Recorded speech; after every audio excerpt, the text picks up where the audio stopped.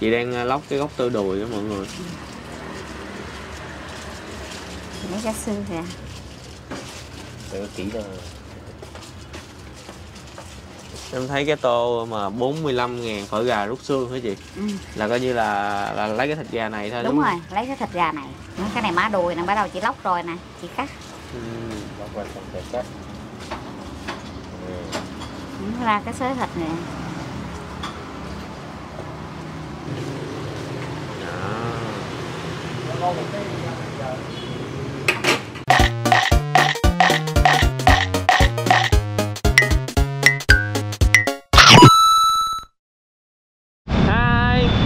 Hiện tại thì Phú đang ở đường Võ Thị Sáu.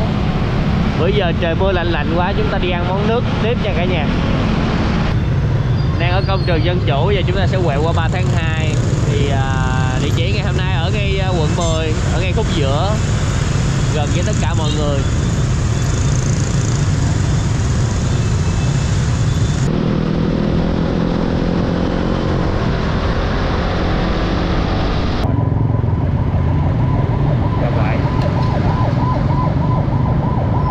Khi qua cầu vượt Nguyễn Tri Phương thì chúng ta chịu khó vòng lại một tí xíu để đến được đường Nguyễn Tiểu La. Đâu phải Nguyễn Tiểu La đâu, dễ nhiều. Đây. 258A. Sáng sớm thì nhà đi chill.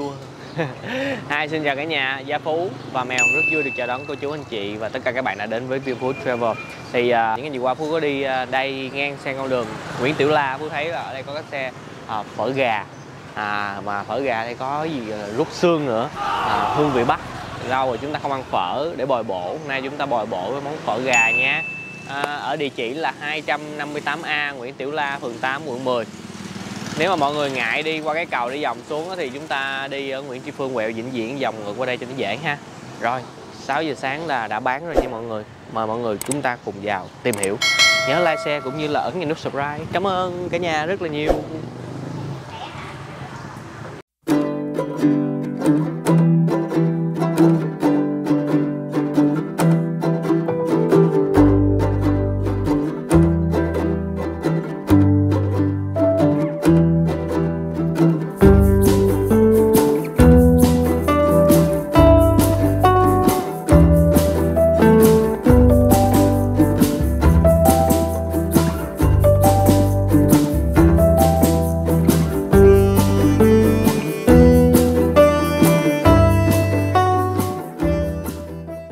Giới thiệu với mọi người, đây là chị Loan của xe phở gà Bé Đạt. Chị, đầu tiên là cho em hỏi tí xíu là mình bán từ 6 giờ sáng đến mấy giờ vậy chị? Chị bán từ 6 giờ sáng tới 9 giờ tối. 9 giờ tối luôn. Chị có nghỉ giấc nào không? Mình chuẩn bị nguyên liệu gì không? Có chứ. Chị xong rồi chị chuẩn bị những cái nước lèo cho cái phần ngày mai. Dạ, nói chung là bán suốt, lúc nào cũng vẫn có đúng để rồi, ăn đúng không ạ? Rồi, mình đâu có nghĩ ngày chay đâu hả chị? Không, bán suốt luôn. Ok, rồi, đây là các nguyên liệu đầy đủ luôn đúng không chị? Đúng rồi. Hành, chị giới thiệu giùm em với. Ở đây gà gồm có trứng non nè, gan, mề, dồi. Dồi. Dồi trường. Dạ chị cầm giúp em. Cái này là dồi trường nè. Là heo đó đúng không chị? Dồi trường của gà, tại vì gà này nó có trứng thì nó có cái dồi trường. Dạ. Rồi cái này là mề gà, gan, trứng non. Chị cầm trứng non để là trước giờ đâu có ăn dồi trường của gà đâu. Không biết, em tưởng là có dồi trường của heo. Dồi trường của gà. Lại cả nhà nha. Nhìn nó giống quá.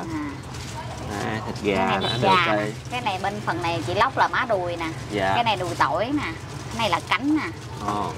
Cái này phần lưng da nó nè. Cái này là ức chị gà. Phần hết ha. Đúng rồi, ai ăn những cái thích ăn đùi thì chị lấy đùi, ai cánh thì lấy cánh đó. Tất cả. Đặc biệt ở đây là phở rút xương. Đúng rồi, đặc biệt rồi. Chuyên về phở rút xương. Tức là mọi người ăn đùi hay là má hay là ức thì nói chị sẽ lấy cái phần thịt đó. Còn cái này mình để về là mình bán của cái phần nào chị? Chị ai muốn ăn cái phần đùi gốc tư nè. Là có đùi gốc tư, ai muốn chặt thì chị chặt cánh nè. Là để nguyên. Là đùi gốc tư là bao nhiêu chị? Đùi gốc tư là 100.000. 100.000. Còn đùi không là 45.000. Đùi không là 50.000. 50.000. Đúng rồi, một cái đùi tỏi là 50. Còn đây là cánh nè. Đó, chị phân ra sẵn vậy đó, khách lại ăn chọn cái nào thì chị lấy cái đó. Dạ. Ủa vậy là coi như cái menu này là hiện nay là giá nó chưa có đúng không chị? Đúng rồi. Là nó lên 5.000 rồi đúng không? Đúng rồi. Vậy là 50.000. Bò viên, có bò viên nữa. Ngoài ra còn có bò viên nữa, ai muốn ăn bò viên thì bò viên có, chị lấy bò viên. Có bò tái. Bò viên là 50.000 luôn. 45.000. 45.000. Hay chà. Chị lóc cánh nè. Giờ là chị Loan đang làm gì chị? Giờ chị chặt cánh ra chứ. Dạ. Là mình lóc hết luôn hả chị? Đúng rồi. Cánh này tới phần đùi.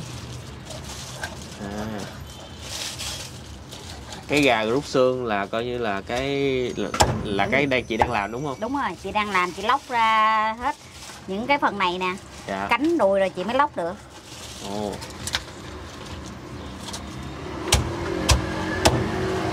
Em cứ tưởng là lóc một phần nào đó thôi, coi như là mình lóc nguyên con lượt luôn. Thì chị lóc hết mỗi con gà lóc hết phần nào chị làm tới phần nấy vậy đó. Dạ. Bán hết một con rồi lóc tiếp. Cái này tới cái ớt.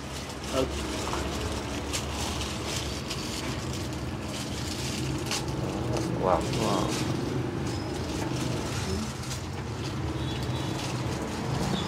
Thịt cũng phải cần kỹ năng đao pháp dữ lắm nha mọi người.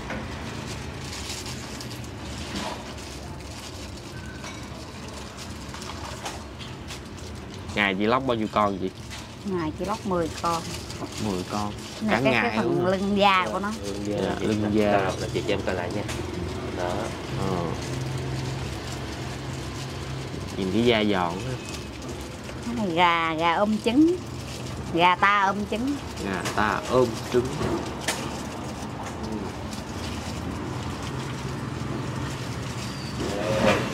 Trước giờ gần như là ăn phở bò không ăn phở gà. Hôm nay chúng ta sẽ ăn phở gà. Chắc quá. Cái phần da nó hơi dính. Đó. Cái đó chị có dùng để làm. Chị thả vô nồi nước lèo á. Nước lèo thêm. Nó mình cắt ra. Xong con rồi về chị cắt thôi. Cái ớt này.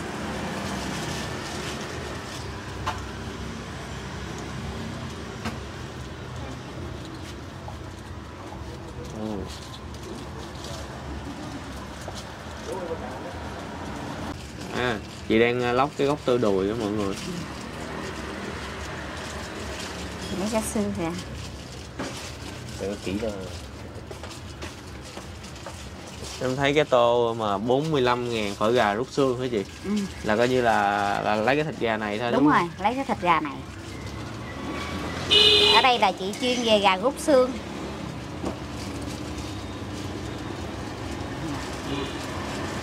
Cái này má đùi nè, bắt đầu chị lóc rồi nè, chị cắt. Lóc ra xong rồi cắt. Ra cái xới thịt nè.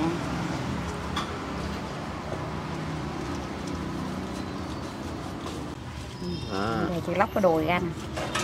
Nãy quên nhờ chị lóc hết một lượt coi nó đã.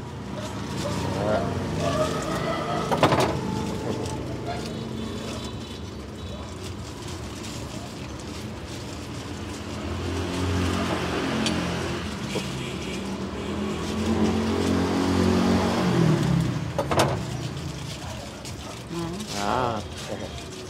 Rồi chị cắt. Ôi, nhìn miếng gà ngon quá. Đói bụng quá. Nhưng mà phải quay xong là mới được ăn mọi người.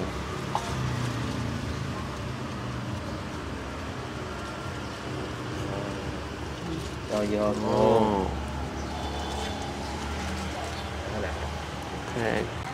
Chị có bán bánh quẩy nữa, nó khác với ta. Bánh này bánh quẩy của bánh quẩy giòn của Bắc. 3.000 một cái. Ngoài ra gà mình phở còn có nước chấm nữa nè. Ồ, nước mắm. Có lá chanh nữa. Rồi chị ơi, cho em thắc mắc một tí xíu, phở bò với phở gà vậy, phở gà này có bỏ gì nấu gì từ bò không chị, hay chỉ từ gà thôi? Không, cái này chị nấu từ gà thôi chứ không có bò. À. Nhưng mà những cái nguyên liệu mà thường nấu phở là cũng giống vậy, chỉ là khác là lấy gà thôi đúng không? Lấy gà thôi nhưng mà khác cái nguyên liệu nữa. À, khác nguyên liệu nữa. Chị không có dùng những cái đinh hồi quế rồi, không có dùng. Nhưng mà mình vẫn sử dụng cái loại khác của cái vị thuốc đó, của những cái mùi đó luôn. Đúng rồi. Chỉ là không có giống thôi. Cái này là mình luộc hết, mình để gà vậy trong nguyên ngày để bán hết nguyên ngày đúng không hả chị? Đúng rồi. Bao nhiêu con trong này? Trong đây là hiện tại có 3 con hả? 3 sáng con. chị vớt hết 7 con rồi. 7 con rồi. Ồ. Rồi bây giờ vớt ha. Dạ.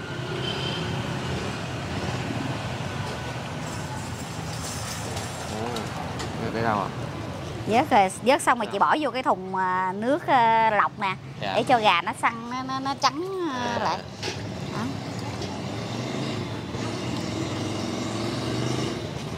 Dạ. Thấy có sao không bạn? Nhờ chị cứ mốt chị chuối cái đầu xuống đi. Rồi chị đúng rồi, cái tay chị che này. Rồi lên luôn.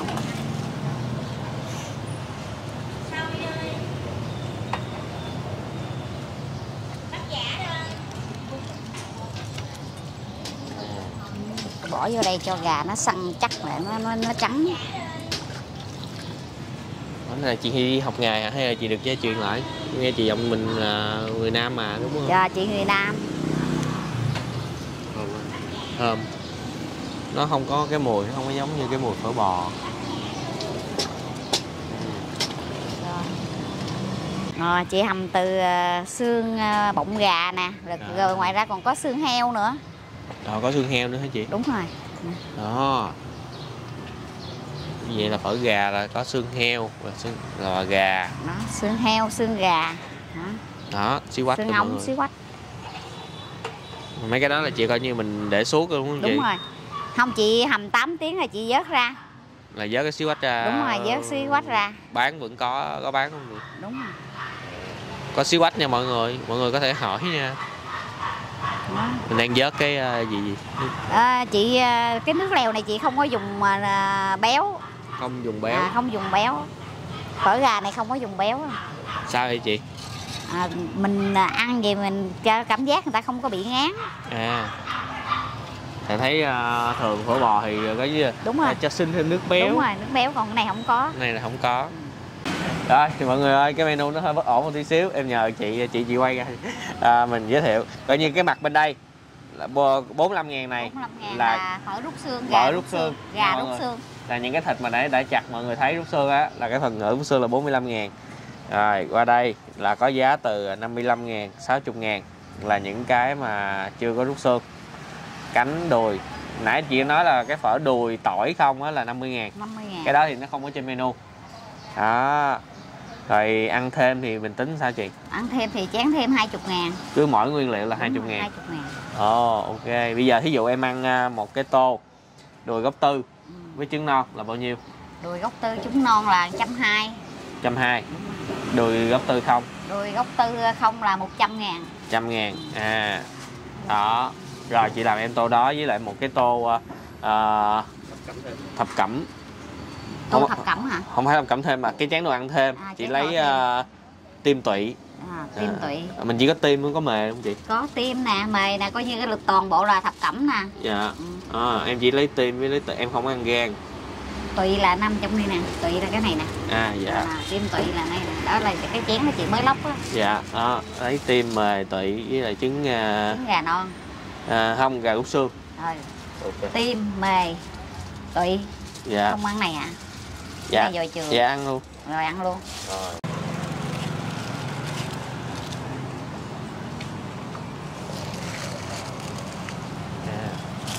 Giá là chị ngâm sẵn ở đúng đây. Rồi. Chị rửa chị ngâm.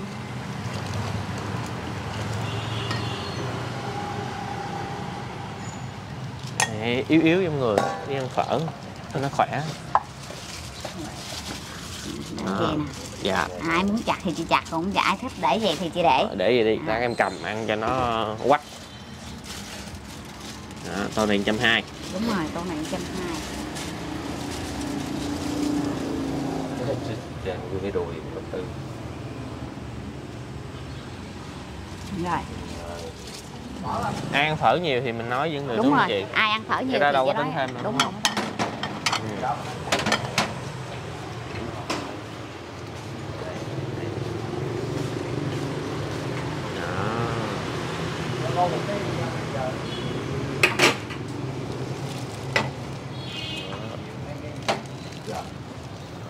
Thằng 5 giờ là có lên.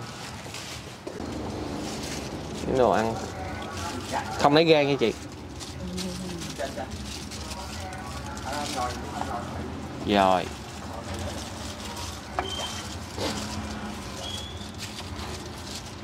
Tim, mề, trứng gà. Rồi, chén đó nhiêu chị? Chén này 30.000. 30.000 đúng không? 30.000 là đầy đủ. Đúng rồi. Rồi. Với gà rút xương nữa. Thêm gà rút xương nữa. Dạ. Thêm gà là khác tiền đúng không? Đúng rồi. Thêm gà là khác tiền. Và cái phần này là 50.000. Dạ, 50.000. Rồi. Ok. Phần chị bỏ vô là em là phần đùi đúng không? Đúng rồi. Đùi tỏi. Đùi tỏi.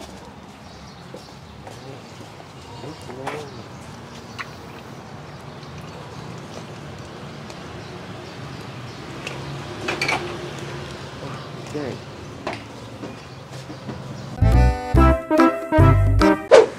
Làng quê phường giờ này là tầm thường, ở đây mới là thiên đường. Chân đi Z 2 vút cân 502. Buổi chiều ở đây là dạng cái gì gọi là cái gì ta, ngồi chill vỉa hè.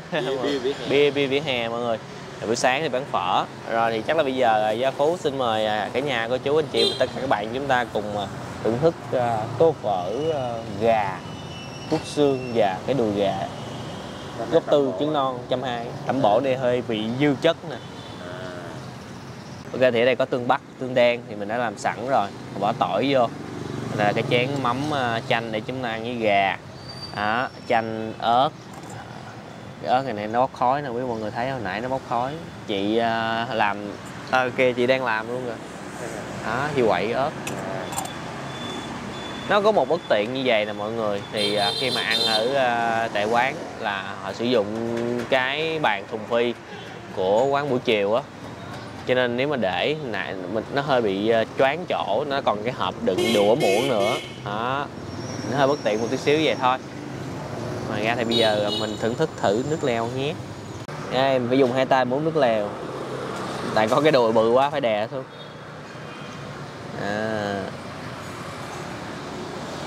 Cái mùi nó thơm dịu, nó không có như mùi nồng như mùi phở mọi người.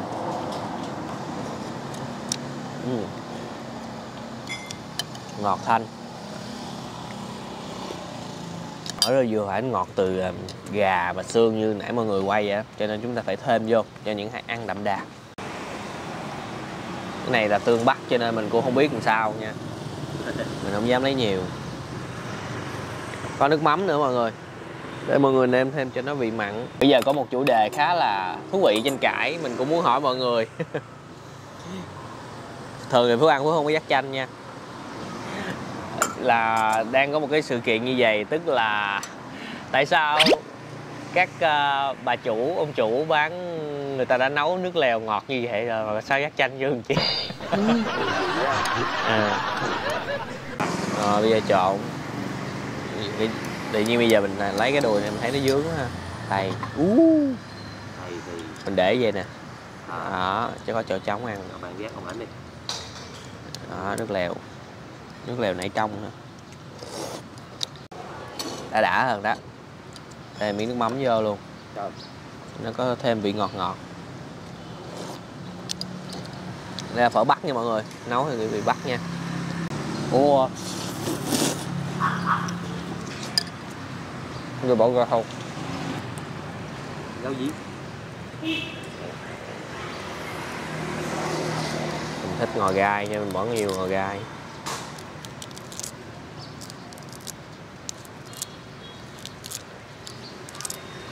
Đó.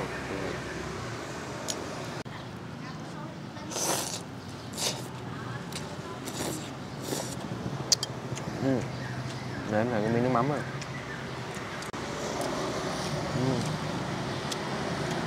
Mắm đậm đặc cốt luôn á. Ăn sao ta?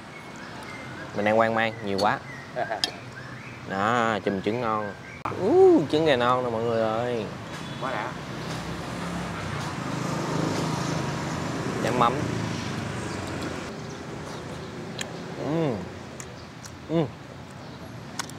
Nó có hườm hườm ở trong rồi. Hườm hườm lòng đào á. Giờ qua chấm tương đen với tương bắc.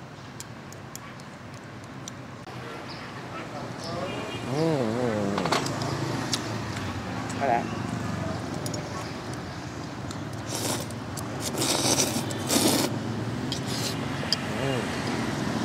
Đây, bánh quẩy 3.000 một cái, cứ ăn cái tính tiền nha mọi người. Đây là bánh quẩy dạng giòn. Mình để ngâm này cho nó mềm mềm chứ. Cái đồ ăn.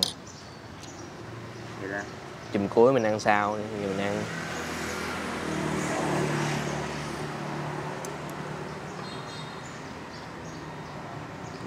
Cái chừng nào ăn phở bò chúng ta ăn chấm cái tương đen tương ớt ngon hơn.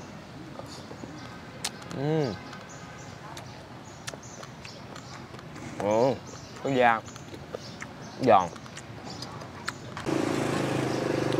mê.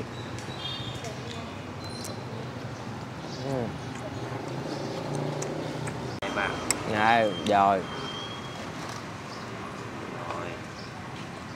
go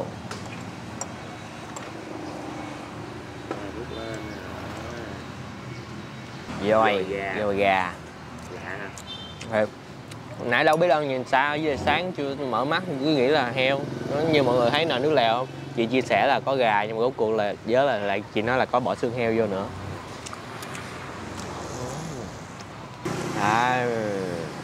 Gà ngon quá mọi người.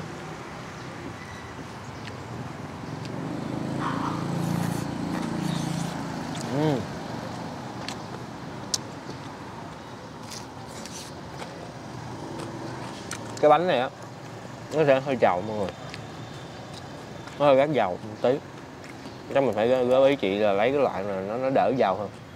Mình ăn mình cảm thấy nó có cái mùi dầu á. Bánh dầu nè. Không biết là mọi người là trên mình là thích phở bò hay phở gà, chúng ta comment ở dưới cùng chia sẻ nha. Nói chung là phở gà ở Phú Thiết ăn cũng thấy là nó thanh hơn, nó không có béo ngấy mỡ nhiều như phở bò. Lâu lâu mình đổi vị như vậy ăn cũng rất là hay, cũng rất là ngon. Ăn cái thịt gà vậy nè. Đây. Tô có trứng gà non là 120 mọi người. Đó, con gà được làm sạch sẽ. Với mắm lên nha. Dạ vâng. Xin lỗi mọi người, cảnh này sát hương khá cao. Bánh phở ăn trong cái phần này Phú thấy là nếu mà ăn mạnh thì sẽ nó không đủ nha mọi người, nhớ nó chỉ lấy thêm.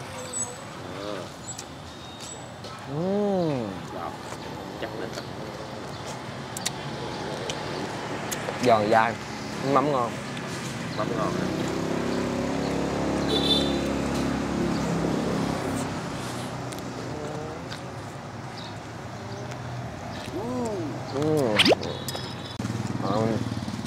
Một miếng phở thôi.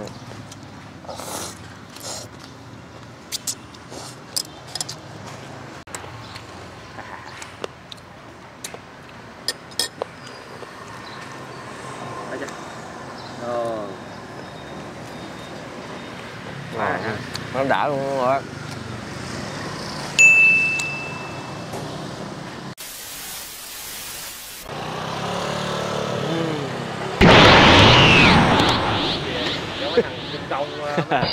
Sung sức phở vô khỏe khoắn mọi người. Rồi thì ngày hôm nay đúng là mình không có nhớ mình lần đầu hay hình như là lần đầu mình ăn phở gà. Trong ký ức mình không có món phở gà trong đầu, mình cũng không có nhớ là mình đã ăn chưa nữa, nhưng mà thôi coi như cái này là lần đầu và cũng là lần đầu ăn món phở gà ở trên kênh luôn. Thì nãy giờ mình cũng chia sẻ tổng quan rồi đó, thì bây giờ cái không gian tổng nè đó, rất là đông khách ngồi ăn trên những cái thùng phi. Thì nếu mà nó hơi bất tiện đối với mình thì nó hơi bất tiện một chút xíu, và để vật dụng nếu mà ngồi 2 người nó hơi khó. Rồi thì giá tiền ở đây thì nó sẽ là từ 45.000 cho phần gà, thì nó sẽ hơi cao đó. Thì mọi người tham khảo. Hương vị thì ai mà thích cái vị ngọt thanh nấu từ gà và xương heo thì đến thử nha. Mình có thể nêm từ nước mắm tương đen tương ớt để cho nó đậm đà hơn thêm từ cái tô phở. Mình đánh giá tổng quan thì ăn cái tô phở này rất là ok, nước mắm ngon, gà thì dai dai giòn giòn. Rồi cảm ơn mọi người đã dành thời gian xem clip từ nãy đến giờ nha. Đừng quên một món ăn ngon sẽ ngon hơn nếu chúng ta thưởng thức cùng người thân, bạn bè và chia sẻ nó với tất cả mọi người. Xin chào và hẹn gặp lại cả nhà ở những clip kế tiếp.